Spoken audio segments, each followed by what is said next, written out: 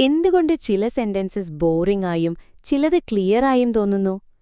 അതിന്റെ രഹസ്യം ഒരു ചെറിയ വേർഡാണ്. അഡ്ജക്റ്റീവ്സ് എന്നത് നൗൺസിനെക്കുറിച്ച് കൂടുതൽ വിവരങ്ങൾ നൽകുന്ന വാക്കുകളാണ്. ഇവ സെന്റൻസസ് കൂടുതൽ ഡീറ്റെയിൽഡ് ആക്കും.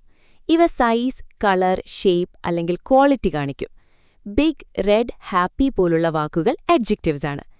അഡ്ജക്റ്റീവ്സ് ഇല്ലെങ്കിൽ സെന്റൻസസ് പ്ലെയിൻ ആവും. അവ ഉണ്ടെങ്കിൽ സെന്റൻസസ് കൂടുതൽ ഇൻട്രസ്റ്റിംഗ് ആവും. ഹൗസ് എന്ന് പറയുന്നത് സിമ്പിളാണ്. ബിഗ് ഹൗസ് എന്ന് പറഞ്ഞാൽ ക്ലിയർ ഇമേജ് കിട്ടും. അഡ്ജക്റ്റീവ് സാധാരണ നൗണിന് മുൻപാണ് വരുന്നത്. ഇത് മനസ്സിലാക്കാൻ എളുപ്പമാണ്. എ റെഡ് കാറിൽ റെഡ് ആണ് അഡ്ജക്റ്റീവ്. ഇത് കാർ എങ്ങനെയെന്ന് പറയുന്നു. എ ടോൾ ബോയിൽ ടോൾ കൂടുതൽ വിവരങ്ങൾ നൽകുന്നു. ഇത് ആ വ്യക്തിയെ ഇമാജിൻ ചെയ്യാൻ സഹായിക്കുന്നു.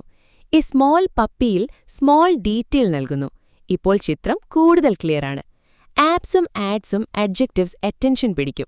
ഫാസ്റ്റ്, ന്യൂ, ബെസ്റ്റ് പോലുള്ള വാക്കുകൾ ആളുകളെ ആകർഷിക്കും.